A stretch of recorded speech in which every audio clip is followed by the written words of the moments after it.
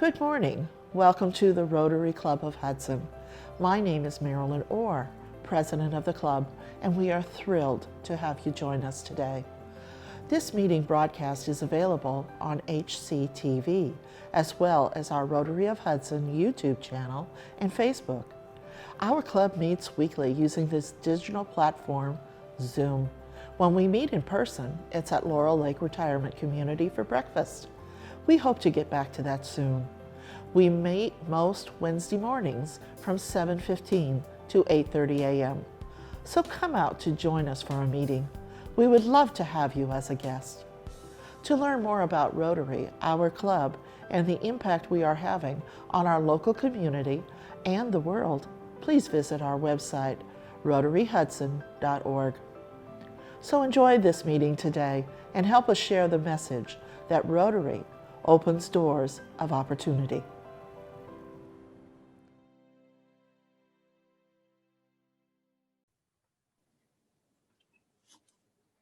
And we're ready to go. Good morning, everyone.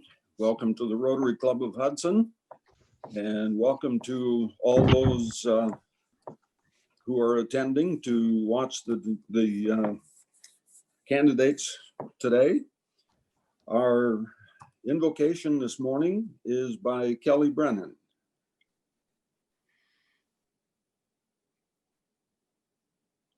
I believe.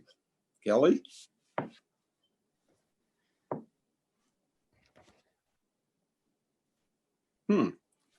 Is Kelly on, James?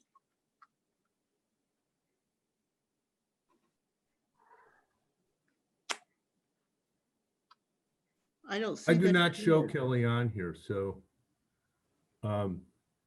maybe Joe Boisel, he could probably come up with an invocation on the fly. I'm ready to go.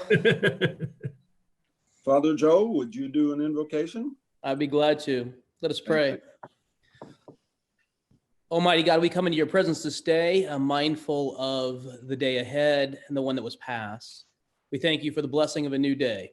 We ask that you give us strength to be mindful of your presence, mindful of the needs of others around us, and always eager to do your will. We ask these things in your name. Amen. Amen. Amen. Thank you, Father Joe. And to lead us in the pledge and the four-way test this morning, Richard Nebbiolo. Okay. Rotarians, let's do the Pledge of Allegiance, and let's do it in memory of Tom Page. I pledge allegiance to the flag of the United States of America and to the republic for which it stands, one nation, under God, indivisible, with liberty and justice for all. And now we will do the four-way test of the things we say and do. Is it the truth? Is it fair to all concerned? Will it build goodwill and better friendships? Will it be beneficial to all concerned? Thank you. Thank you, Richard. And now our president, Thank you, Ron. We're going to Marilyn get Orr. Sorry. We're going to get started very quickly this morning because we have a very full agenda. I'm going to invite Marty Bach, the leader of our service learning class at Hudson High School, to introduce the two students he has joining us this morning. Marty, take it away. Excellent. Thank you. Good morning, everyone. I do have two students, first two students with us today. In short, service learning has been going very well during the first quarter. Just one example of how we've adapted. We're doing some more service within the high school. One of the things that a number of students participated in was making a series of throw blankets for senior citizens retirement homes in Copley that are lower income. Yesterday they were delivered and we received a number of wonderful pictures, and they said it was like Christmas because a lot of these people have not seen visitors for months. It was great to see that that's being done. So I want to turn it over to Marita and then Abby, all right, two of our seniors this year. So Marita, feel free to unmute yourself. Hi, I'm Marita. I serve at the Emergency Assistance Center in Northfield, and it's a food pantry. So like every day, all I do is I pack food into bags and then distribute them sometimes into people's cars. And then I date them. I date the cans. And something that's like really stayed with me from service learning, or that I've learned this year, would be that you can't like base people off of their circumstances that they're in right now, because everything is like changing all the time.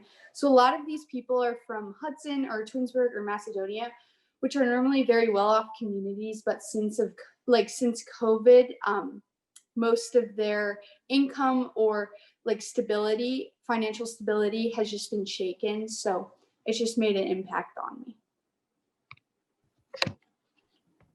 Thank you, Marita. Abby, you can be up next. Hi, I'm Abby Young, and at my site, I'm at the high school and I work with Mr. Barnes, and he teaches students with special needs. And when I'm in the classroom, what I pretty much do is help them and walk around with questions, help them with the technology and the new iPads, and basically just create relationships with the students. I have learned that it's really important to create these special bonds because it builds trust and it allows people to have a deeper understanding of others. And the more I serve in the classroom, the more trust I build with both Mr. Barnes and the students. And for the future, I'm planning to attend college next year, but not sure where I want to go yet, but I want to go into health sciences. So yeah, thank you. Thank you, Abby. Thank you, Marita. Yes, we've been adapting, seems weekly, with service learning, just like the rest of the school system. But our students have been, according to many of our supervisors, a real godsend right now, especially our food pantries, which have never shut down and relied on older volunteers. Our students have been able to step in and supplement and keep them going. So that's been wonderful for us. Thank you so much for having us this morning. Thank you. I'm always so proud and amazed at the enthusiasm, the creativity, and the energy of these students. Our Rotary Club is very, very proud of our affiliation and the support that we've offered to this program since its inception. We're going to jump into our political forum right now. And again, David Basil has done a wonderful job of contacting today's panel of speakers and coordinating their appearance. David, please introduce our panel of candidates and let's get this started. Thank you. Thank you, President Marilyn. Today we are going to continue our monthly theme of discussing issues in government with presentations by 3 candidates for the at-large seat on Hudson City Council that has been vacant since Dr. Williams' retirement in March. The candidates, there are 3, will each have 5 minutes for prepared remarks. Following their prepared remarks, there will be an opportunity for a question and answer period. Please submit questions via the chat feature on Zoom.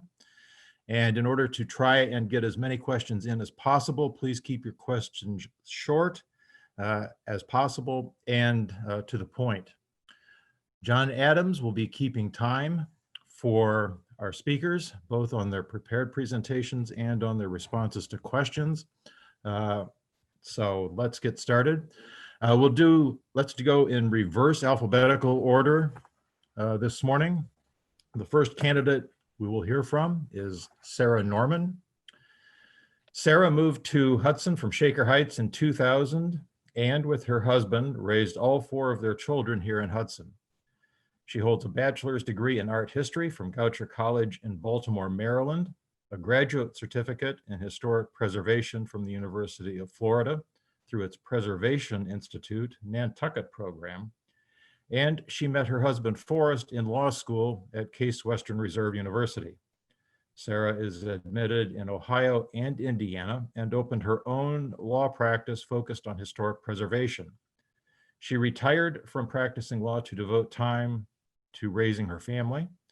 For the last 8 years, she has been employed as a document support staff member for the Cuyahoga Land Bank, where she oversees document management and supervises compliance for public records requests.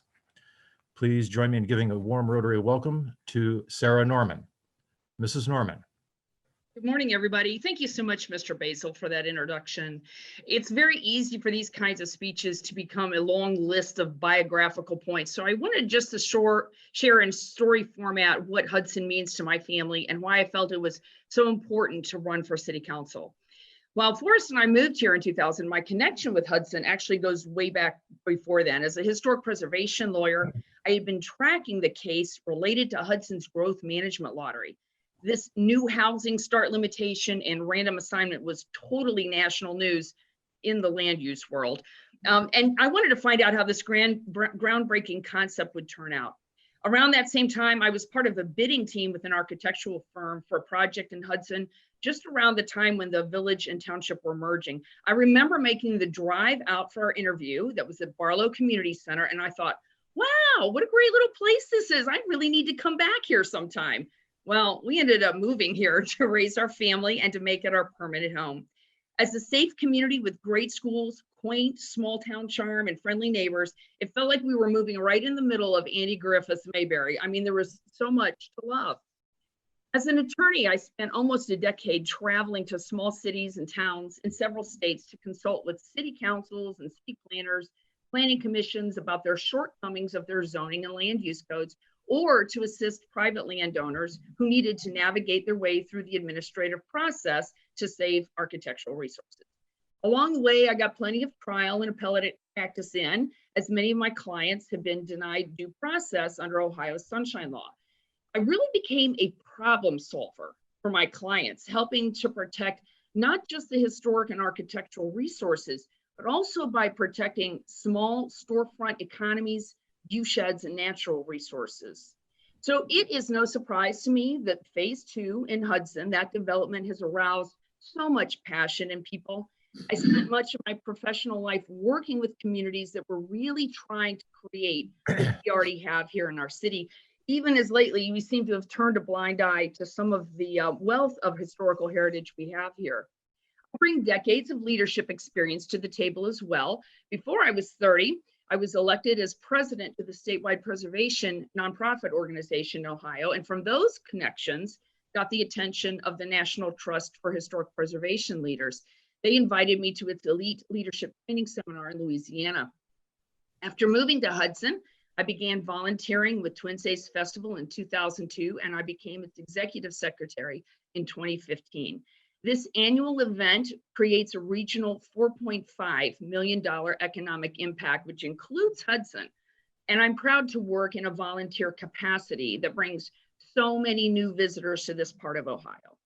All 3 of my sons are Eagle Scouts, and I put many hours into supporting their packs and their troops as a citizenship in the community merit badge instructor, parent helper, occasional popcorn delivery person. And I volunteered at the Hudson schools the entire time that my 4 children were enrolled there, including being co-vice president of the high school orchestra and serving as a chaperone for 2 of that group's international performance trips. This past summer, my husband and I organized a fundraiser for the Cleveland Orchestra to assist with its COVID endurance efforts, and our event raised over $20,000 for the organization. Besides my job at the Land Bank, I've also been employed part-time for the last 9 years as a handbell choir director.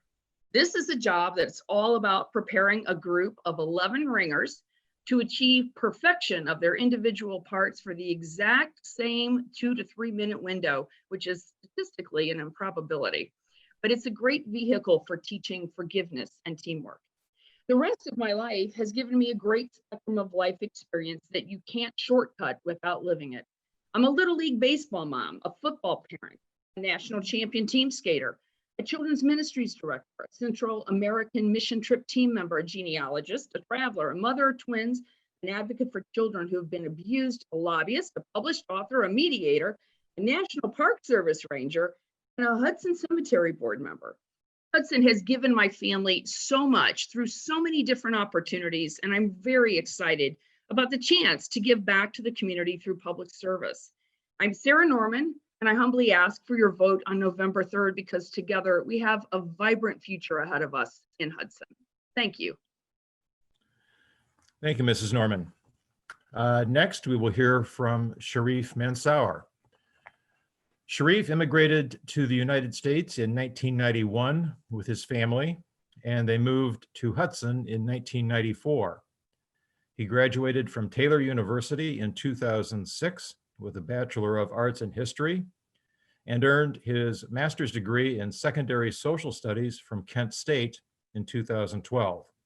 He and his wife met in 2008 and were married in 2014. Shortly after, they found a house here in Hudson and have lived here since 2014.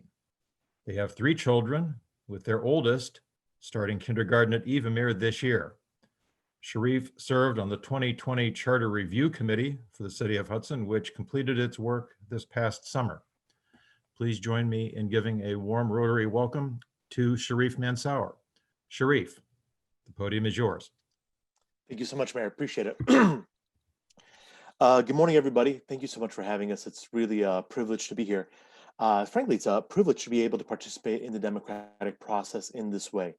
I say this all the time, but it is thrilling as an immigrant to be able to step up and to do something that many of my living family members, let alone my ancestors, could never have dreamed of doing in trying to participate in government and the privilege of voting and running for office.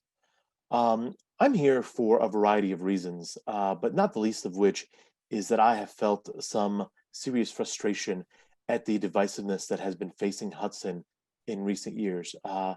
When we moved here in '94, there were a lot of problems that were occurring in America at the time, but it's felt like Hudson was a bit insulated to all of those issues. We didn't face racism, though we were immigrants, though we were of different culture, heritage, and skin color than almost all of our neighbors. We felt loved and welcomed, and at most we felt that the people around us were curious about our background. In 2020, the case seems to be made against Hudson that this is not the case. And I would like to stand as a living model that Hudson is a welcoming community, that Hudson is a loving community, that Hudson is a community where anybody can be welcomed and appreciated and respected for who they are. Some of the other issues that are facing Hudson today are a lot more on the government side of things and how the government is interacting with the people. We have things such as our connectivity plan, which I had the privilege of working on this past year. Connectivity is a great thing for Hudson, and the ability to walk from one end of town to another and stay on sidewalks and hike and bike trails is a wonderful thing. It's just not there yet. I think a big problem with how we do connectivity is that we continue to start it from the inside, from the downtown, and work our way out to the borders of Hudson. The problem with a sidewalk or a hike and bike trail that goes that way is that with every foot of concrete that we pour, it becomes less important for more people. If, however, we were to concentrate on building those trails and sidewalks from the outside in, every foot of concrete that is laid, this particular trail would become more important for more people, and we'd be more inclined to finish it. And that's what I'd like to see happen. I'd like to see our focus become pointed towards some of our citizens who have perhaps felt isolated or disengaged, or even as if they're not a welcome and appreciated part of the town. Other issues that face us right now are velocity broadband. I believe that in 2020, in the age of COVID, the internet needs to be viewed as a utility, and as such, we need to have the best internet of any of the surrounding towns and neighborhoods.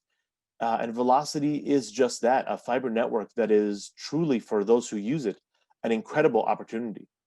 Also, the fact that it's lower cost than many of the competitors around it is astonishing. I would love to see velocity stand on its own and be able to pay off its debts while still slowly and surgically and responsibly expanding to meet the needs of the town.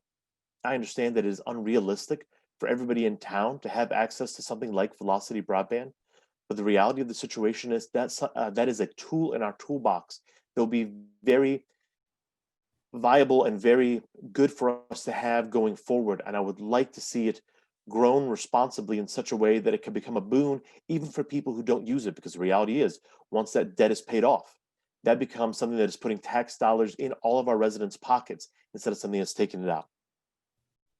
The last thing that we really need to discuss is phase two. Phase two has been such a divisive issue for the past 2 to 3 years, and so many people have different opinions passions about it. It reminds me of the situation that it's caused reminds me of Abraham Lincoln's quote that he gave at the Gettysburg Address. We are not enemies, but friends, we must not be enemies. And though passions may have strained, it must not break our bonds of affection. As a town, phase two has really become a contentious issue, a divisive issue. And it almost feels like there's not going to be a solution that is going to satisfy enough people. And my thought process on that is we need to set that aside for the time being, concentrate on things that we know that we can fix that are still important for the town, and build up as a council equity with our citizenry to prove that we want what's best for the town, that we can do what's best for the town as in general before we try to tackle something as big as phase two. And my final point is that I bring a unique diversity to Hudson. Having a non-traditional upbringing, growing up poor in an apartment, living with my mother and grandmother and not my father in Egypt, because my father had to immigrate in a typical immigrant story before us so that we could come to the United States, which was our promised land, our escape from authoritarianism. Thanks, John.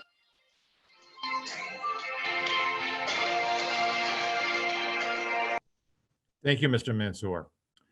And lastly, we will hear from Nicole Kowalski. Nicole has lived in Hudson since 2014. She and her husband, Ross, have a daughter, Eleanor. Nicole is an alum of Kent State University and now owns her own marketing and communications firm, in addition to working as an adjunct professor at Cuyahoga Community College in the Creative Arts Division. She is a member of the Hudson Environmental Awareness Committee, which advises City Council on issues related to our local environment, including trash and recycling services. She serves as a volunteer board member for Hudson Community First and is a member of Leadership Hudson's class of 2020. In addition to her involvement in Hudson, Nicole volunteers as a big sister with Big Brothers Big Sisters of Greater Cleveland, and was recently one of 15 recipients of the YWCA Greater Cleveland's 2019 Distinguished Young Women Award. Please join me in giving a warm Rotary welcome to Nicole Kowalski. Nicole, the podium is yours.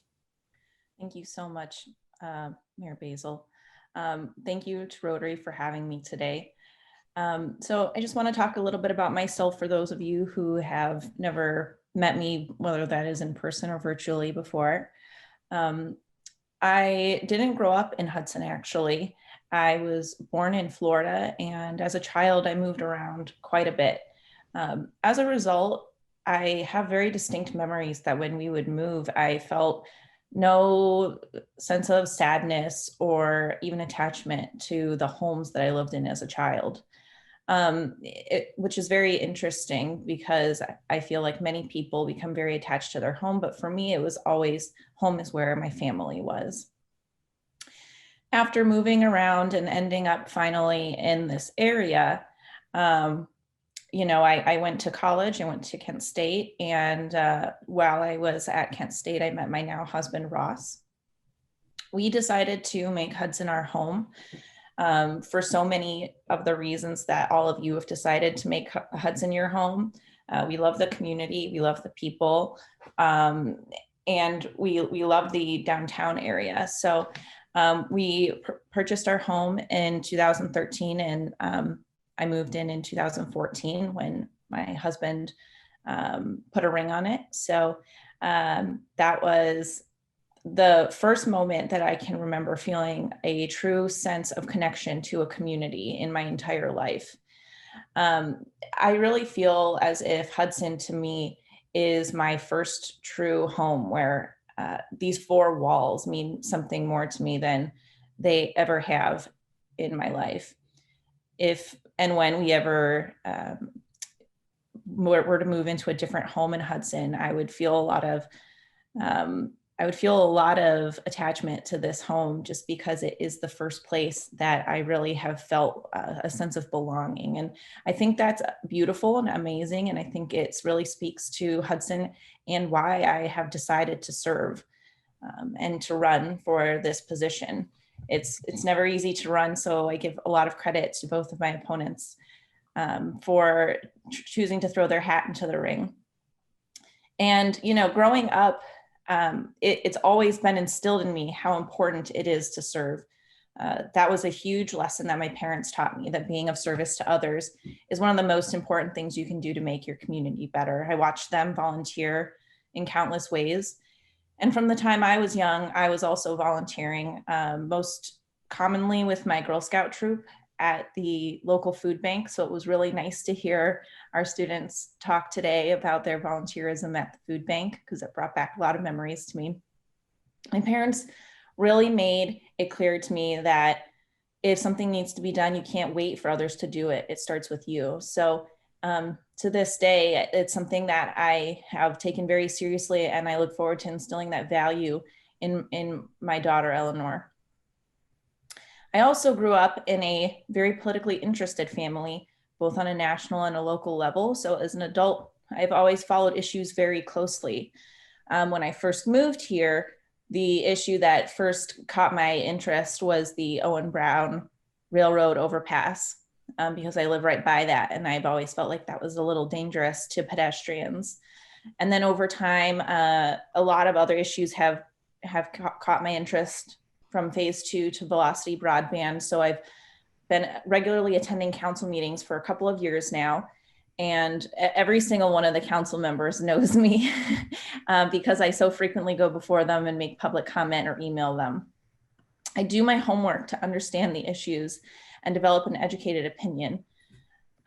Everything that I do is rooted in facts and data, and is data driven. So I think that that's really important, not only as a citizen when you're holding your representatives accountable, but it's also important because it's indicative of how that person will be as a council person. My short-term and long-term vision for Hudson share many commonalities. I do believe it's important to maintain the historic charm that my husband Ross and I initially fell in love with, and that I remember even just from visiting Hudson when I was in high school. I remember I attended it was a Harry Potter festival, which is sort of funny because I actually wasn't allowed to read the Harry Potter books growing up. So I kind of, I remember thinking to myself that I was like so in over my head when I attended the Harry Potter festival. Thank you. Thank you, Mrs. Kowalski. With that, we will enter into our period for questions and answers. Again, please submit your questions via the chat feature, and I will then read them to the candidates so that all can hear the question. We don't have any questions at this time. Are there any questions from members of the club or our guests? Dave, I believe a couple questions were submitted on the chat. I am not seeing anything come up, James.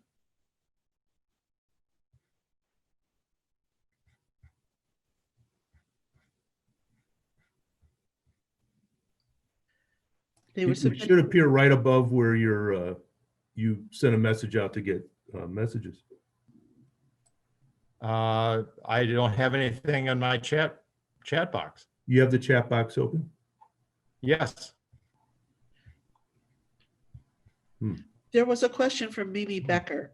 As to what extent do you support Ohio's current strategy for dealing with COVID? Okay.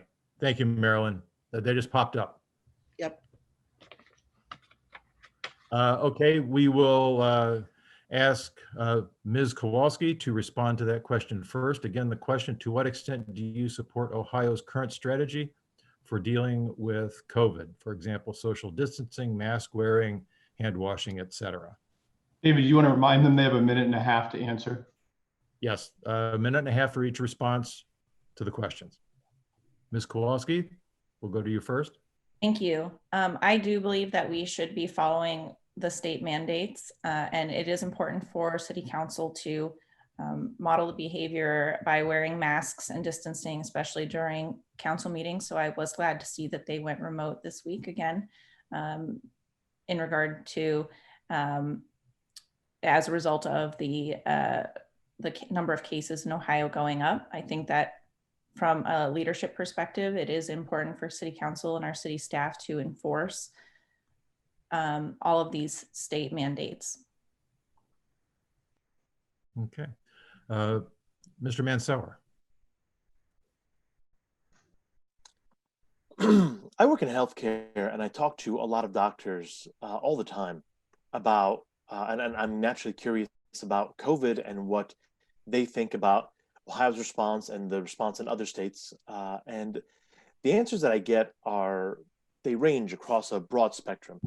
The reality is that this is a very new and scary disease that we don't really know how to deal with. And I will say that I very much appreciate the fact that Ohio leadership has taken this very seriously from the very beginning and put in place a lot of suggestions and rules and regulations surrounding it, social distancing and mask wearing. And I appreciate the fact that those have likely saved lives, and there is not much of a cost that I would not pay to save lives. Concurrently, I think we must also acknowledge that while saving lives, this has killed businesses, this has destroyed careers. And because our federal government has not done a good job of supporting our citizens during this time, I see a lot of people around me struggling. I see a lot of businesses here in Hudson closing, and that is devastating. The question becomes, what can we as citizens and as members of city council do to support our neighbors, the citizenry, and as well as the business owners, especially the small business owners whose stores and services make Hudson what it is today. Thank you. Mrs. Norman.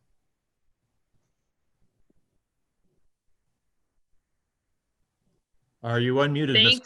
Thankfully, it reminds you when you're muted, and I had already thought about it. But what was very interesting to me about this entire experience in 2020 is that I began following the news of the outbreak in February. I was very concerned for some of the events that I am involved in.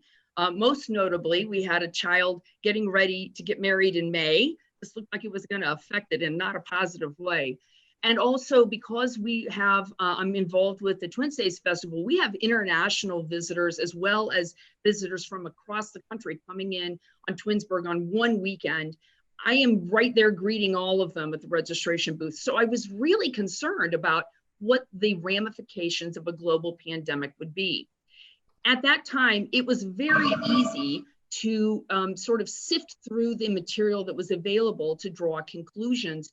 And that quickly spiraled out of control as March descended upon us.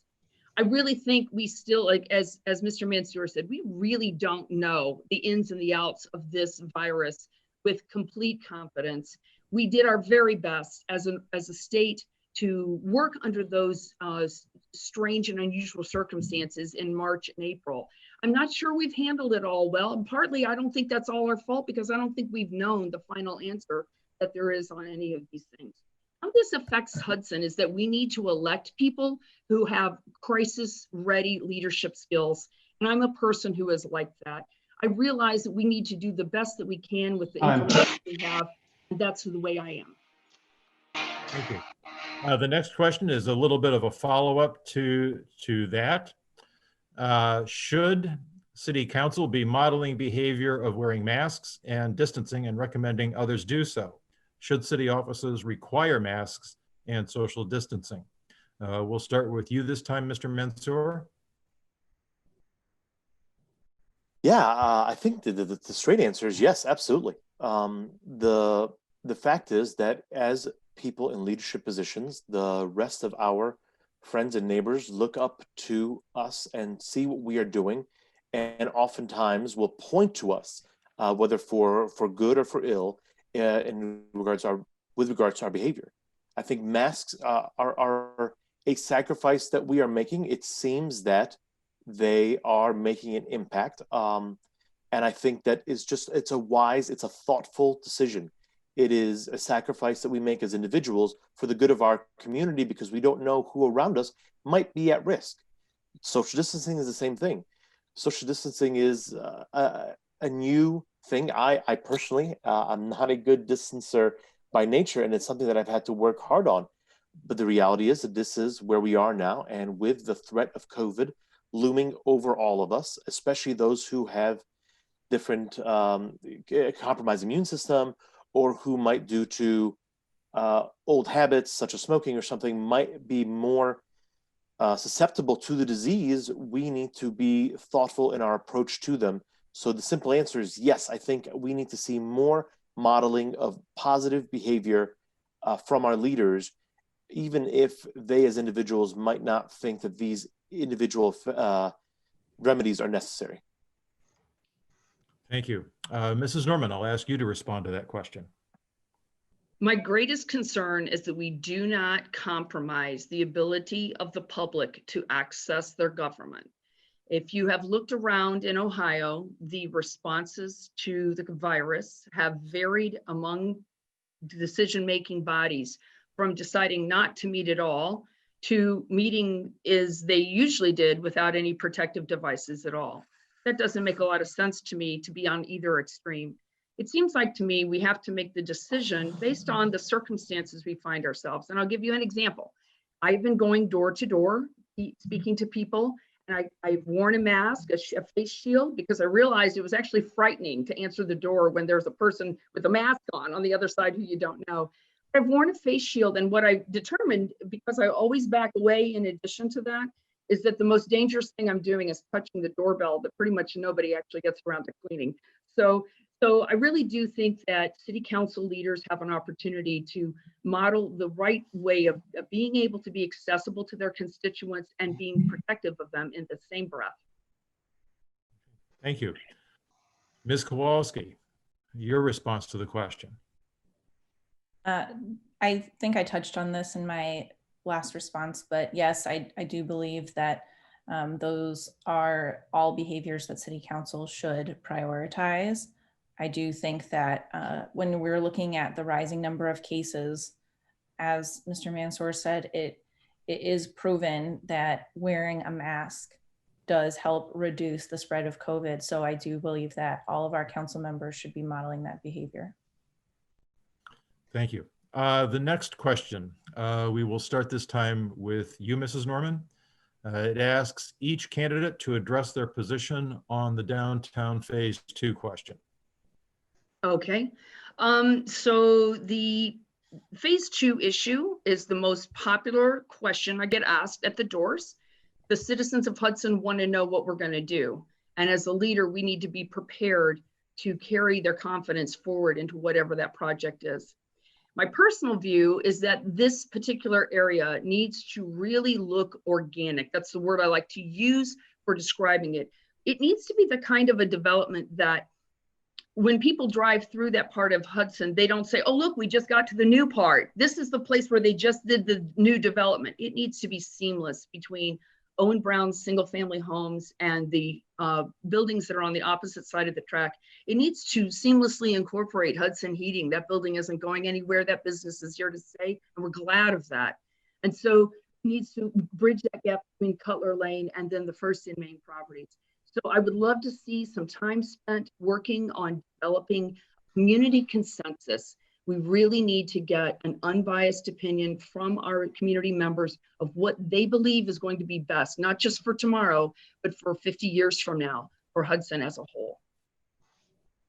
Okay, thank you. Ms. Kowalski, your response to the question. Thank you. After the advisory vote last year in May of 2019, council held 2 citizen-driven listening sessions where they learned a lot from the voters in Hudson. I personally attended and brought comments forward. In addition to that, our council has heard countless public comments and received comments via email going back probably as recent as 2018 regarding the plan that was put to a vote in 2019. So on the plan that everyone evaluated last year, council's heard a lot of comments. It's my belief that at this point, council at the very least knows what the citizens do not want. And I think that in the interest of expanding our tax base and not going into more debt, it would be prudent for us to come up with a new plan for the citizens to evaluate moving forward. Thank you. Mrs. Norman, your response to the question regarding phase 2. I think I already answered. Just, I yeah, think it's my turn, Mayor. Yep. So the phase 2 question is one that has been plaguing Hudson for the past 3-ish years, two and a half. And the problem is that we keep trying to tackle it head on by saying, all right, what do we want to build? What do we want to build here? And obviously, different people are going to have different perspectives on that. I think we need to address it from a more philosophical question of what do we want to do with this land in general? What do we want it to accomplish? Because once we decide what we hope to do with the land, then trying to decide what goes up on it, the buildings themselves, becomes a little bit easier because we have limited the scope of our project. Too often, I was also at the listening sessions and I was giving my suggestions and I was listening to other people. And the suggestions that I heard from my neighbors often conflicted each other because they had such different perspectives on what the use of the land ought to be. And again, it's for this purpose that I think we really need to put phase 2 in the back seat, deal with other things first, and then begin to very systematically and responsibly decide, okay, what is the purpose of this land? What do we hope to accomplish with our new development? And then go ahead and then move in that direction. The reality is that this parcel of land is very valuable and it needs to be addressed, but it also needs to be addressed responsibly and with input from everybody. I'd like to see it done the way we did connectivity this year, because that was a really all-in effort. Okay. Mrs. Norman, do you have a response to the question? No, I already answered this particular Yeah. question on phase 2, Okay. right? Yep. Yes. That's Okay. where I thought I went. Okay. Okay. Okay. Just want to make certain that you had an opportunity if you wanted to add anything further to your comments. Oh, no, thank you very much. The next question, and we will start with you on this one, Mrs. Norman. What is your plan for Velocity Broadband? Well, I really hope we stop the bleeding. Now, that is going to be a process of seeing how well our new initiative that council just passed to allow an extension beyond that 300-foot buffer zone from the existing lines, how well we are able to incorporate new users into Velocity Broadband. It's a dangerous venture for the government ever to go into private business that's going to compete with other existing businesses.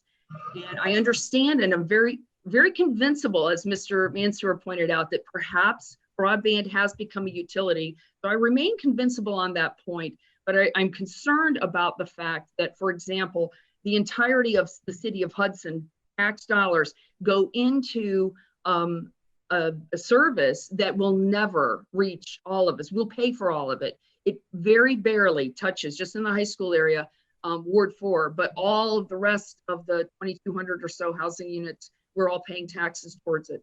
So I want to make sure that we're being equitable with people, and I also want to make sure that it does not become a funding burden for us as a city. Those are my priorities. Okay, thank you. Ms. Kowalski, your response to the question on Velocity Broadband. Thank you. I do believe that the Velocity Broadband has been an important economic development tool for Hudson. It has brought businesses into Hudson, therefore bringing in income taxes. I do agree that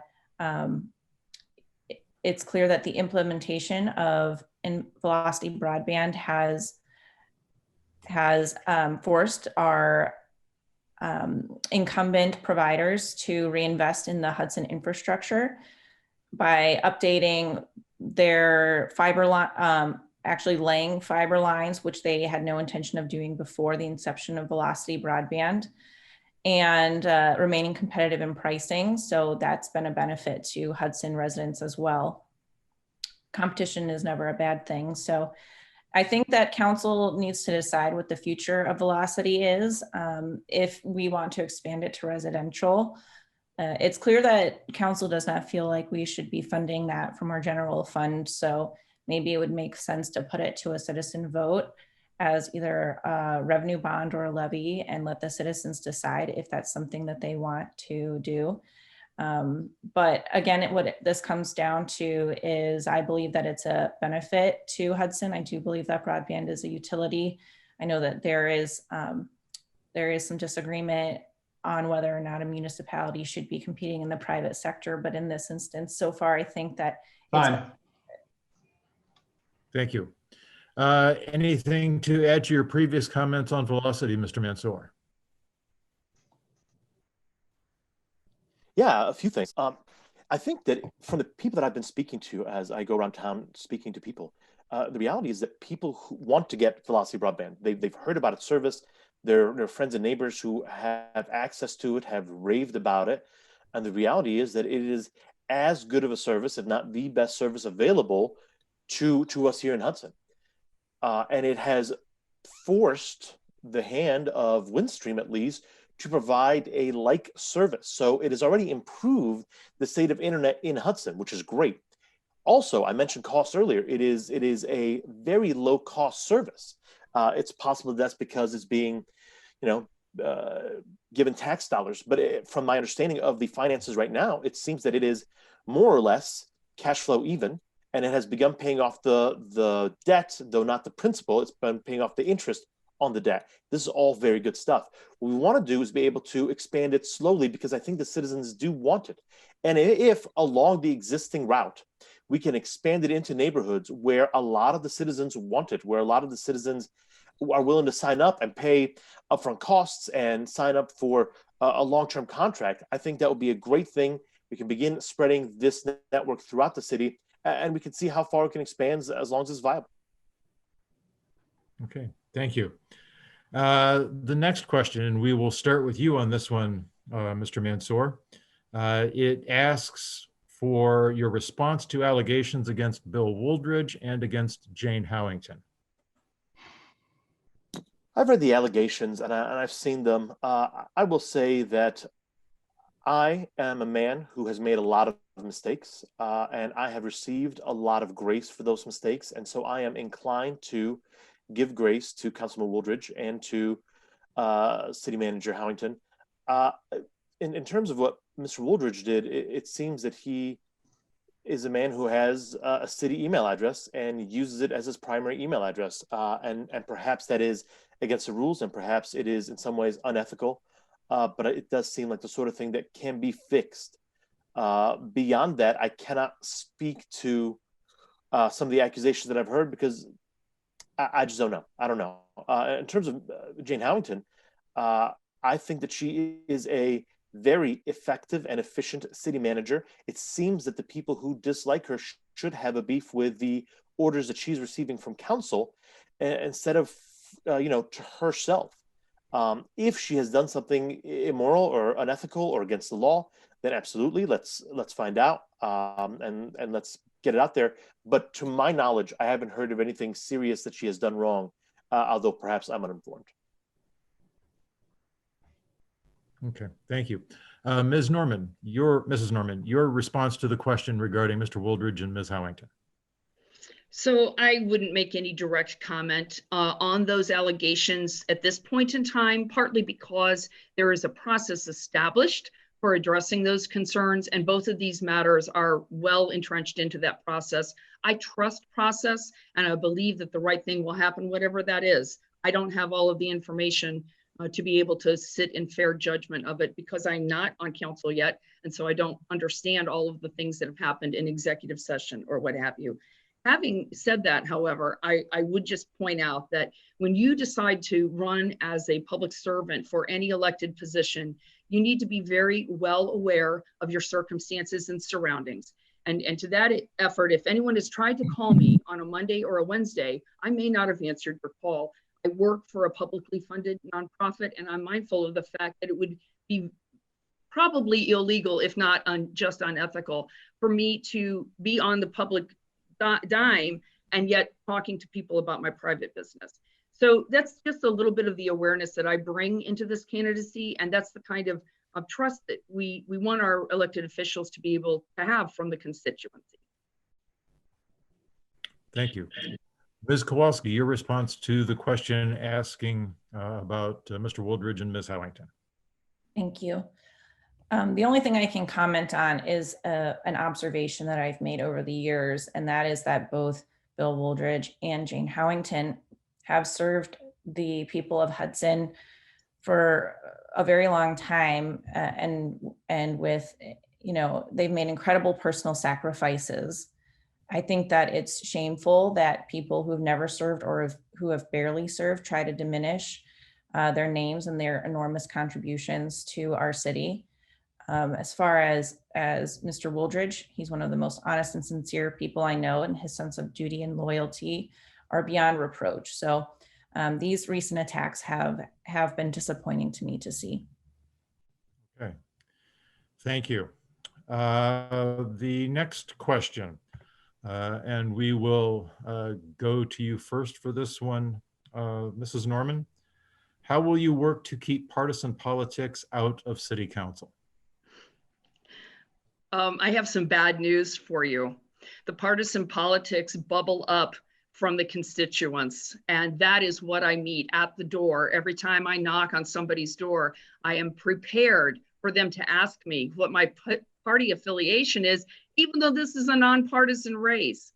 So here's what's really important, regardless of what party any of us who are candidates belong to. What really matters is that we have the ability to think independently.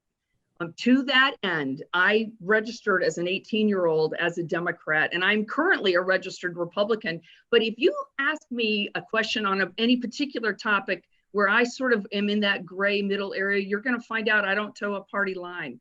I don't believe it's the job to keep partisan politics out of council. I think it's the job of the council members to allow the citizens to bring their perspectives and their thoughts, however they're going to, and for the council members to exercise independent judgment and thoughtfulness as they reply. That's what our real job is. Okay. Ms. Kowalski, your response to the question regarding keeping partisan politics out of City Council. Thank you. Issues like taxes and roads are not inherently Democrat or Republican. So I think that it's very important that when we look at these very important issues that enrich the lives of Hudsonites, we are not making any decisions along party lines. That being said, I believe that my behaviors on the campaign trail are an indicator of how I would be as a city council person. I have declined party endorsements, being on party sample ballots, and endorsements for anyone currently holding public office. The only endorsement that I have accepted is that of somebody who is no longer on city council. So I do believe that that is an indicator of how I would be as a city council person, because I have taken the nonpartisan nature of this office very seriously thus far. Thank you. Mr. Mansauer, your response to the question. This is actually a two-part question for me. The first one is, there's partisan politics that has impacted our election, and in a nonpartisan election, that is unfortunate, though perhaps in 2020, it being a very partisan atmosphere, that is to be expected. But I am happy to say that I've been able to remain nonpartisan in every aspect of the election, and I'm willing to speak with and gain the support of anybody. At the same time, once on council, the issue there is not partisanship, but factionalism. What we have is two factions diametrically opposed and seemingly unwilling to work with each other, which makes me quite sad, because we have very smart, reasonable people on council, and that they tend to take the same 3-3 line on every issue and butt heads. Is bad for the town, and it's one of the major reasons why I ran. My pledge and my promise is to work with anybody on council that has a good plan for Hudson. If you have a plan or an idea that is going to make Hudson better, I want to work with you, because neither faction, neither party has a monopoly on good ideas or an insight that the other one completely lacks. The reality is, everybody represents somebody, and we've got to hear all the ideas and then make the best decision for Hudson on an issue by issue basis, not based on faction. Okay. The next question, and we will go to you first, Ms. Kowalski. If you were not a candidate for council, which of the other two candidates would you personally vote for? That's a very interesting question. Ultimately, I have to say that this is one of the reasons that I decided to throw my hat into the ring. When I reviewed the people who had applied for the appointment to the at-large position, it was clear that there were a lot of very qualified candidates. I personally felt as if the representation of the things that I would like to see happening in council moving forward, of all of the candidates, I felt as if I was the best one for the job. So I decided to throw my hat into the ring because I knew in my heart that of any of the candidates who had applied, that I was the best for the position. Thank you. Mrs. Norman, your response to the question. I can be a little more direct than that. I mean, each of us thinks we would be the best candidate for this job, or else we wouldn't run. But I am just going to say, when you're looking at the backgrounds of the candidates who are opposed to me in this, and truthfully, we're only opposed on the ballot because we have a very amicable campaign going on. We haven't been calling each other names. Every now and then I'm getting, communications from somebody about, hey, is this how this works? And so it's as friendly as we can make it, whether we have party politics injected into it or not. But I think if I had to pick just one, I would probably pick Mr. Mansour. And the reason is because he's actually very new at politics. This can be both a liability and a benefit. He's an incredibly teachable person. He has a reputation in town for being exceptionally nice, which I have gone to many houses where they have a Sharif Mansour sign in the yard. And I said, hey, I know I'm the opponent and I know Sharif is nice, but I just wanted to say hi to you. And I do think that I watched his participation on the Charter Review Commission. That commission did an astounding job. Mr. Mansour was part of that entire process. And I think that the citizens of Hudson, if he will not be taken advantage of by those who have more political experience, that he would be a great candidate for this position. Mr. Mansour, your response to the question. Yeah, this is an uncomfortable question, to say the least. But I can say this confidently. I think both of my opponents are very smart people, possibly smarter than I. I think that both of them have an idea of what is best for Hudson, and that's all they're trying to accomplish. People talk about agendas as if they are this evil thing, but the reality is all of us have agendas, all of us have plans. And I think that I have a ton of respect for Sarah and for Nicole and for what they want to do. What we have, and the reason why I decided to run, the reason why they decided to run, is that we have simple philosophical disagreements about certain issues. And so if I could say I would definitely vote for Sarah or I would definitely vote for Nicole, probably wouldn't have run. I probably would say, oh, well, I wanted to run. I feel like I'd do a good job, but I'm going to vote for Sarah this time. Or say the same thing about Nicole. But I would say that no matter who you choose to vote for, you have good options in front of you, even if that option is not me. Okay, thank you. We have a number of questions that we have not been able to get to this morning, and we are out of time, given the constraints of our meeting window. So for those whose question was not able to be presented to the candidates, I would encourage you to submit your question to the candidates. They each have a website, and I'm certain that they would welcome the questions and an opportunity to respond to them.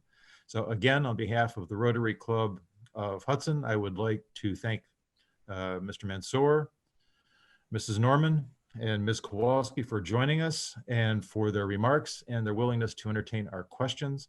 It is an interesting time, to say the least. With that, I will turn the meeting back over to you, President Marilyn.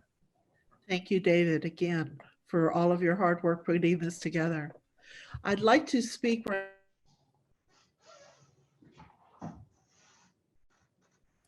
I'm sorry you were muted, Marilyn. You'll need to unmute again. Oh, I forgot. Yes. Okay, I want to say thank you to David again for putting this together. And at this time, I'd like to extend a special welcome again to all of the guests who have joined us today.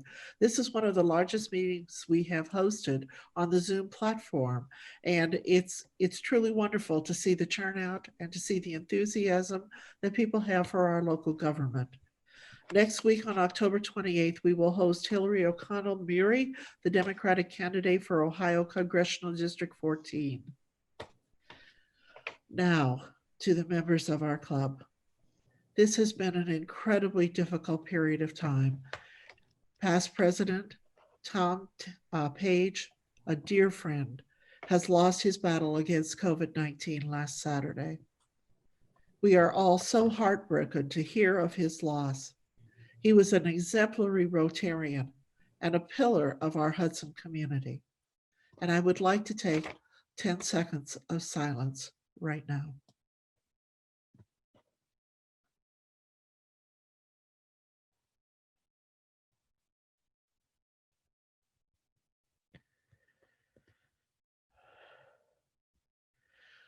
I offer my sympathies as well as those of our club to Dottie, his wife, and his sons, and to all members of our club who knew him so very well.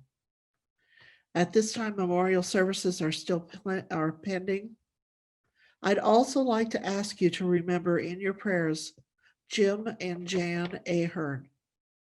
Jan was recently admitted to hospice this past week.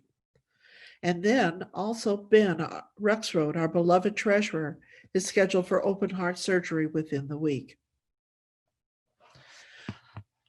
On another note, I'm also very pleased to report that last week the board approved the membership of Peter Spakana, and we have now entered the 2-week member comment period, and his name has been posted to our website. So we have about 10 days remaining on that time period, but I'm very, very excited about the opportunity of Peter joining our club. We're running just a little over time, and at this point, I'm ready to call the meeting to a close, and I'll do it in this way. On this day in history, in 1805, the Battle of Trafalgar was completed, and the British defeated the French and Spanish fleet. But also during that battle, British Admiral Horatio Nelson was shot and killed, and they used a very unusual method of bringing his body home to honor him. It involved a lot of brandy. In 1854, Florence Nightingale, with a staff of 38 nurses, was sent to the Crimean War.